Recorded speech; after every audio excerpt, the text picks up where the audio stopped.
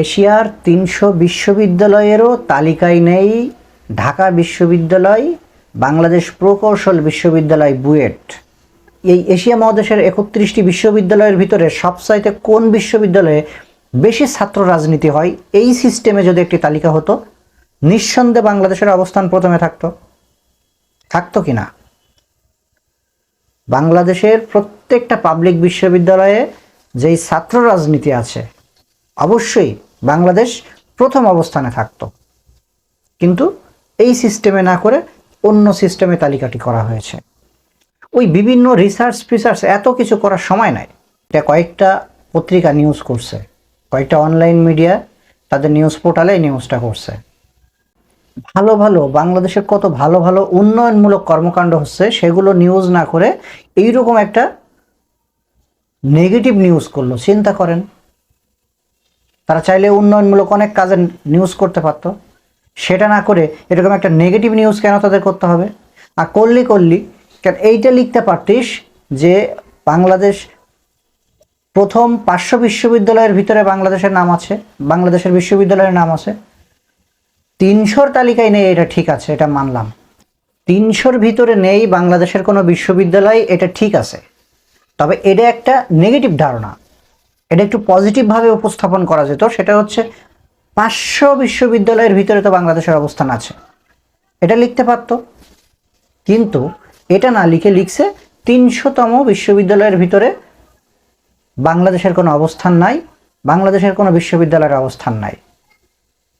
কারা এরকম negative news করলো, এই বিষয়টা একটু দেখি আসেন।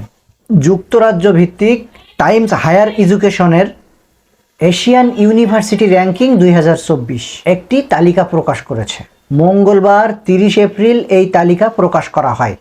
এর মধ্যে এশিয়ার ৩১টি দেশের ৭৩৯টি বিশ্ববিদ্যালয় নিয়ে মূলত এই তালিকাটি প্রকাশ করে তারা। এই যে ৩১টি দেশের ৭৩৯টি বিশ্ববিদ্যালয়ের তালিকা প্রকাশ করেছে যুক্তরাজ্য ভিত্তিক যেই প্রতিষ্ঠান টাইমস হায়ার এডুকেশন, তার প্রথম ৩০০ যে বিশ্ববিদ্যালয়, তার ভিতরে বাংলাদেশের নাম নাই। তাতে কি হয়েছে?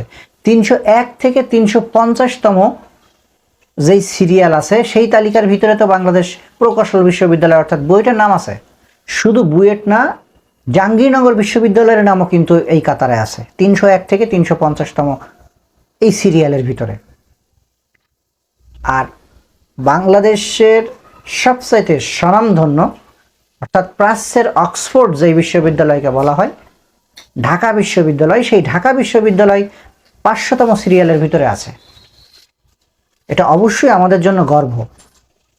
এখন কথা হলো গিয়ে কথা সেটা না, মূল কথা হচ্ছে তারা যেই সিস্টেমে যেই অ্যাঙ্গেলে এই তালিকাটা প্রকাশ করেছে, এটা একটু অন্যভাবেও করা যাইতে চাইলে। এই যেমন যদি রাজনৈতিক দৃষ্টিকোণ থেকে এটা একটা তালিকা করা হতো, বা কোন কোন বিশ্ববিদ্যালয়ে রাজনীতির চর্চা হয়, বা এই এশিয়া মহাদেশের ৩১টি বিশ্ববিদ্যালয়ের ভিতরে সবচাইতে কোন বিশ্ববিদ্যালয়ে বেশি ছাত্র রাজনীতি হয়, এই সিস্টেমে যদি একটি তালিকা হতো, নিঃসন্দেহে বাংলাদেশের অবস্থান প্রথমে থাকতো কি না? বাংলাদেশের প্রত্যেকটা পাবলিক বিশ্ববিদ্যালয়ে যেই ছাত্র রাজনীতি আছে, অবশ্যই বাংলাদেশ প্রথম অবস্থানে থাকতো, কিন্তু এই সিস্টেমে না করে অন্য সিস্টেমে তালিকাটি করা হয়েছে।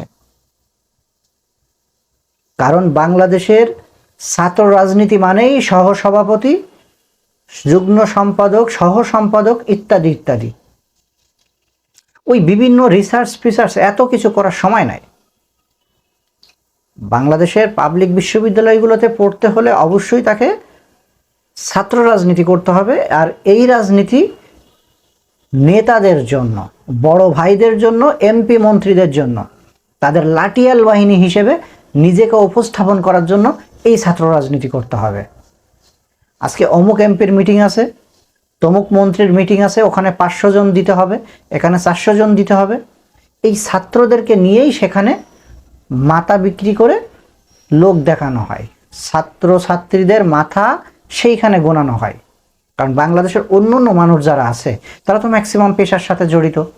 রিস্কালা বলেন, আবার যারা দিনমজুর বলেন, যারা কম টাকা রোজগার করে বা দিন আনা দিন খাওয়া, এই মানুষগুলো তো আসলে ওইভাবে সবসময় খুঁজে এক জায়গায় করা সম্ভব না। সবচাইতে গুরুত্বপূর্ণ যেই বিষয়টা বা যেই জায়গাটা, এই ছাত্ররা পাবলিক বিশ্ববিদ্যালয়ে যারা থাকে তারা অবশ্যই সরকারি যেই বিশ্ববিদ্যালয়ের ছাত্রাবাসগুলো আছে, কলেজ ছাত্রাবাসগুলো আছে, বিশ্ববিদ্যালয়ের হোস্টেলগুলো আছে, সেইগুলোতে সেখানে থাকে, সুতরাং তারা ফ্রি থাকে। এই জন্য তাদেরকে ওখান থেকে খুব ভালোভাবে নিয়ে এই বিভিন্ন প্রোগ্রামগুলোতে আনা সহজ। এই কারণেই বাংলাদেশে বিশ্ববিদ্যালয়গুলোতে সহসভাপতি বেশি, সহ সম্পাদক বেশি, যুগ্ম সম্পাদক বেশি। অন্যান্য বিশ্ববিদ্যালয় বিভিন্ন আবিষ্কার করে, বিভিন্ন গবেষণামূলক পড়াশোনা করে, তারা ঠিক আছে, বিভিন্ন অনেক কিছু বানায়। এই সাম্প্রতিক আমরা দেখলাম যে আফগানিস্তান ড্রোন বানিয়েছে, যেটা স্বয়ংক্রিয়ভাবে স্বয়ংক্রিয়ভাবে সেটা চলতে সক্ষম, শত্রুর অবস্থান বুঝতে সক্ষম এবং শত্রুকে হামলা করতে পারবে এবং নিজে আবার সেফলি গন্তব্যে ফিরে আসতে পারবে। শুধু তাই নয়, তারা অত্যাধুনিক প্রযুক্তির ট্যাঙ্কও তৈরি করছে। এরকম একটি ডিসপ্লে আমরা দেখেছি সেখানকার স্টুডেন্টরা তৈরি করছে। তারা আবার নাকি চাঁদেও যাওয়ার চিন্তা ভাবনা করছে। অথচ আমাদের বাংলাদেশের স্টুডেন্টরা কি করছে? তাদেরকে কি কি শেখানো হচ্ছে? কলেজ বিশ্ববিদ্যালয়ের কথা যদি বাদও দেই, আমরা যদি নিম্ন মাধ্যমিক লেভেলের কথাও বলি, তাদেরকে কি কি শেখানো হচ্ছে এটা তো জানি আমরা। আলু ভর্তা কিভাবে করতে হয় সেটা শেখানো হচ্ছে। আরও কি কি শেখানো হচ্ছে সেটা তো আপনারা খুব ভালো করে জানেন। নাচ গান শেখানো হচ্ছে, হাঁস কিভাবে ডাকে, কিভাবে মুরগি ডাকে, এইগুলো শেখানো হচ্ছে। অথচ তারা বিভিন্ন ধরনের উচ্চতর প্রশিক্ষণ নিচ্ছে, বিভিন্ন আবিষ্কারের ভিতরে আছে।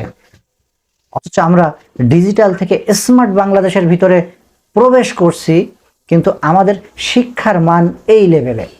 31টা দেশের 739টি বিশ্ববিদ্যালয়ের ভিতরে আমাদের অবস্থান কোন জায়গায় এখন? এক সময় বলা হতো প্রাচ্যের অক্সফোর্ড, আর এখন কেন?